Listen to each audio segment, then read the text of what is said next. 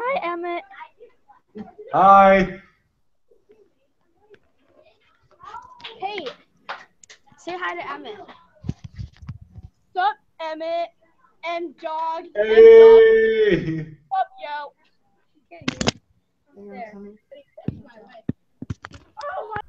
I like to think of the internet as water.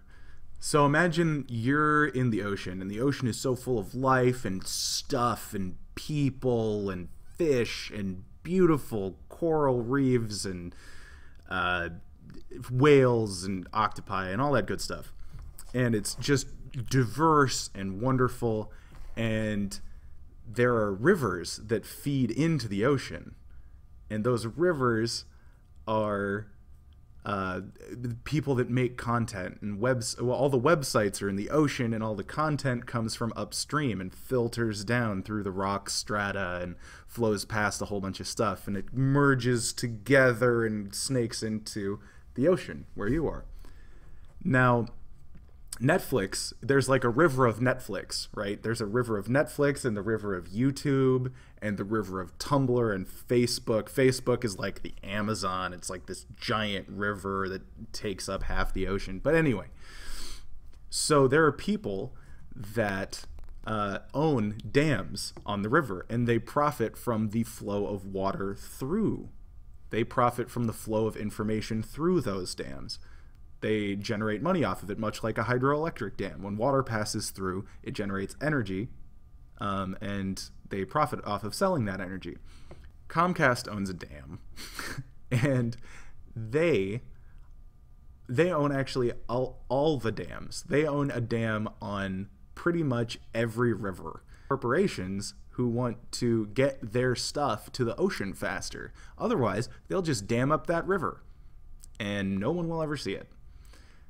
So Netflix and Comcast have been in this weird teetering legal battle where Comcast has been shutting down people's well, not shutting them down, but severely limiting the amount of bandwidth, the amount of water that could pass through that dam.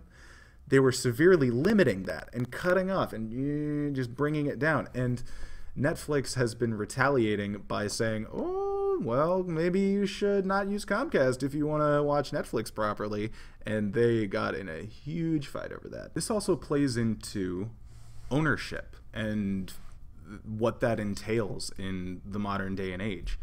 And a lot of the times you see an icon, and that is an object, and that is a thing you can click and press and interact with. But in the sense that there is an app, if you're on a mobile device or a phone, that icon, that small symbol that you press and click on, that's ephemeral. That's not really there. That can disappear. That can get updated out from under you.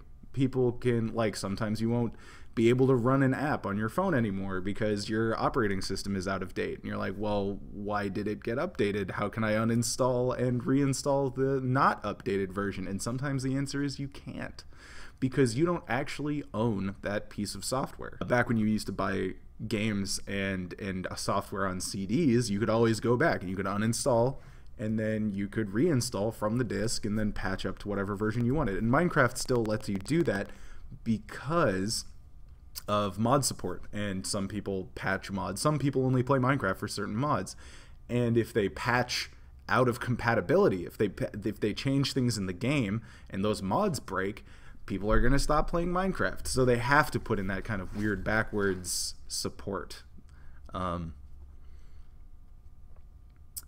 So shortcuts on your desktop are different because they actually go to a specific file. If you're on a PC, those are actually just little note cards that shove you in a direction.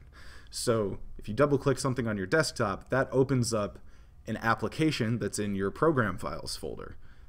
Meanwhile, it's similar on touch devices, but it's all handled in a much more shiny, hands-off kind of way. You can go change files in your program files folder easily, but that is not the case with apps. Apparently these are like big names in the chess world. I have not kept up on that. However, there you can scroll down and see some of the most highly viewed things on Twitch right now. And right now it's League of Legends, which is no surprise because it has a huge professional scene. Then Hearthstone, which I find surprising because it's an entirely casual game. But that's fine. Like, people can play that game competitively, even though it isn't about execution skill. It's about building your deck well and executing play, not necessarily based on reaction time. Then Counter-Strike Go, then Dota 2. But the fifth thing on the list I find really interesting because it is their creative section. And it's a guy painting a bear with a baseball bat. That's what this guy is doing right here. Molten Ink. Yeah. All right. Cool guy. Apparently he gives advice to young artists, and he himself draws and streams the results on the internet.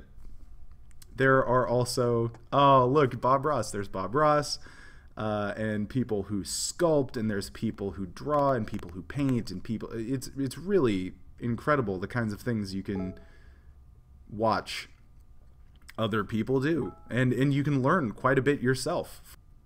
As always, stay curious.